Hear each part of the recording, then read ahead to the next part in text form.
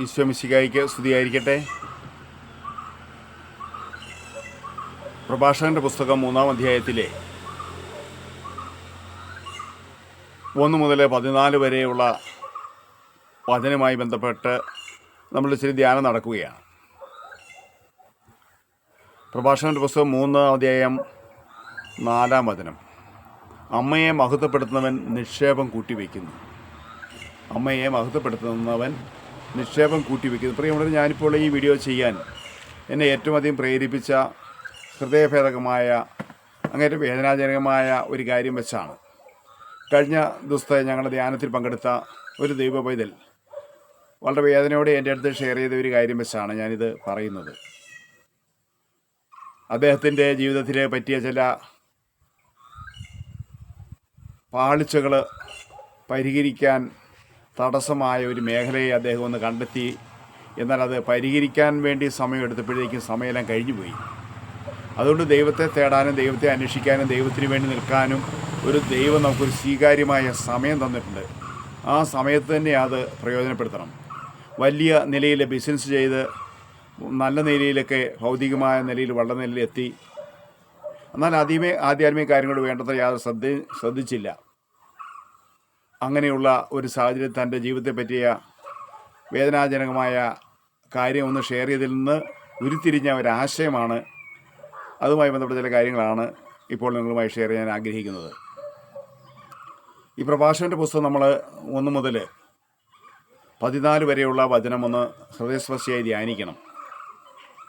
ആ അധ്യായത്തിൻ്റെ 9-ാം വചനം പറയുന്നത്, അമ്മയുടെ ശാപം മക്കളുടെ ഭവനങ്ങളുടെ അടിത്തറ ഇളക്കുമെന്ന.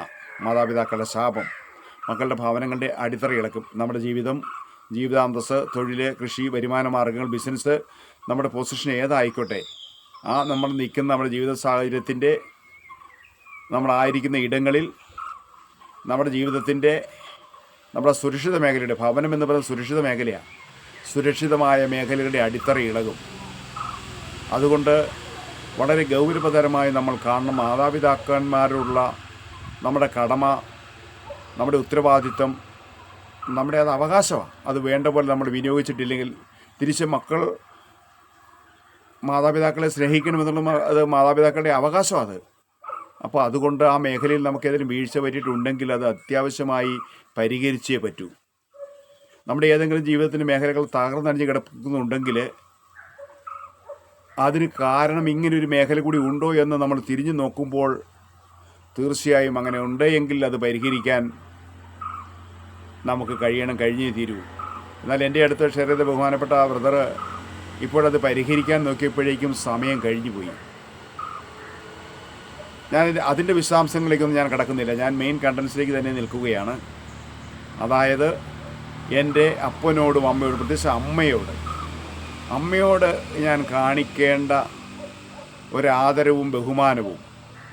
വചനം ശ്രദ്ധിച്ച് കേൾക്കണം. അബ്രാഹത്തിൻ്റെ ദൈവം, ഇസഹാക്കിൻ്റെ ദൈവം, യാക്കോബിൻ്റെ ദൈവം, സ്വർഗത്തിലെ ദൈവത്തിൻ്റെ അനുഗ്രഹം മാതാപിതാക്കളിലൂടെ മക്കളിലേക്ക് പകരപ്പെടാൻ വേണ്ടി ദൈവം ഒരുക്കിയൊരു സ്വീകാര്യമായ വഴിയായത്. ദൈവം കഴിഞ്ഞാൽ അടുത്ത സ്ഥാനം മാതാപിതാക്കൾക്കാണ്. അങ്ങനെയാണ് ദൈവം സൃഷ്ടിച്ചിരിക്കുന്നത്.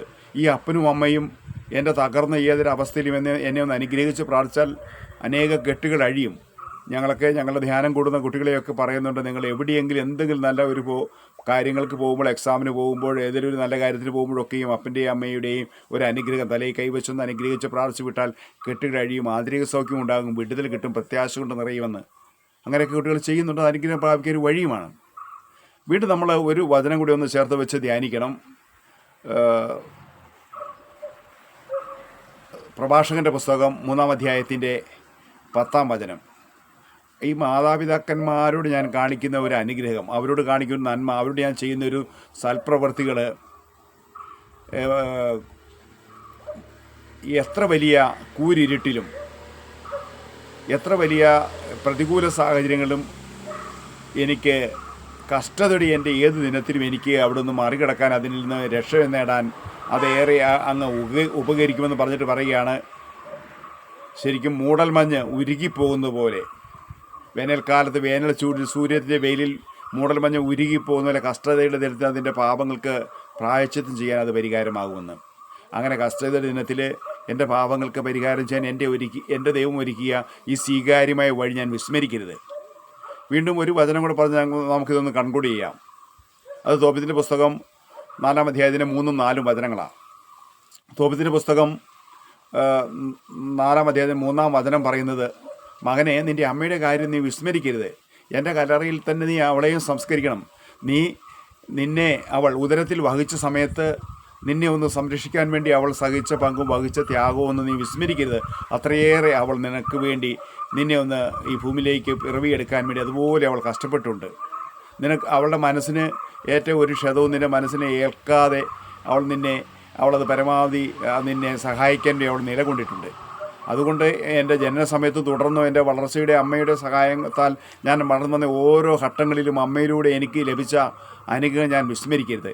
എൻ്റെ പ്രവർത്തനങ്ങളുടെ എൻ്റെ ഏതെങ്കിലും അടിത്തറ തകർന്ന് കിടപ്പുണ്ടെങ്കിൽ ഞാൻ തിരിഞ്ഞു നോക്കണം. മാതാപിതാക്കന്മാരുടെ ശാപം എവിടെയെങ്കിലും കിടപ്പുണ്ടോ എന്ന്. അങ്ങനെയെങ്കിൽ അവർ ജീവിച്ചിരുന്നപ്പോൾ എനിക്ക് ചെയ്യാനോ പരിഹരിക്കാനോ പറ്റിയില്ലെങ്കിൽ ഇന്ന് പ്രായമായ ആളുകൾക്കൊക്കെ എന്തെങ്കിലുമൊക്കെ കാര്യമായ സഹായം ചെയ്യണം. വീണ്ടും അവരുടെ കല്ലറയിൽ പോയി നിലവിളിച്ച് പ്രാർത്ഥിക്കണം. അവരുടെ ആത്മാക്കൾക്ക് വേണ്ടി പ്രാർത്ഥിക്കണം. അവരുടെ ആത്മാവിന് വേണ്ടി പ്രാർത്ഥിക്കണം. നിത്യതയിലെത്താൻ വേണ്ടി പ്രാർത്ഥിക്കണം. ഇപ്പോൾ എൻ്റെ ഒരു പ്രയത്നം കൊണ്ട് അവർക്ക് അതുകൊണ്ട് ജീവിച്ചിരിക്കുമ്പോൾ തന്നെ മാതാപിതാക്കന്മാർക്ക് ചെയ്യേണ്ട അവകാശപ്പെട്ട കാര്യങ്ങൾ ചെയ്യാൻ വിസ്മരിച്ചാൽ ഞാനൊരു പക്ഷേ ഒരു ശാപത്തിൻ്റെ കീഴിലാണ് നിൽക്കുന്നതെങ്കിൽ അതൊരു ഗതികേടാകും. അങ്ങനെ ഒരു സാഹചര്യം എനിക്കുണ്ടാകാതിരിക്കാൻ വേണ്ടി നമ്മൾ ആത്മാർത്ഥമായി പരിശ്രമിക്കണം, പ്രാർത്ഥിക്കണം. ഈ വചനം നമ്മൾ മാംസരിക്കണം. അതുകൊണ്ട് എൻ്റെ കടമയും ഉത്തരവാദിത്വവും ഞാൻ ഏറ്റവും വിശ്വസ്തപൂർവ്വം നിർവഹിച്ചാൽ ഒരിക്കലും എൻ്റെ ജീവിതത്തിൻ്റെ എൻ്റെ പ്രവർത്തനം വേണ്ടി അടിത്തറ തകരുകയില്ല, ഇളകിയില്ല. ഞാൻ ദൈവത്തോടൊപ്പം മുന്നേറും. ഇത് ദൈവത്തിൻ്റെ ഒരു സംവിധാനമാണ്. Praise the Lord. Amen. Hallelujah.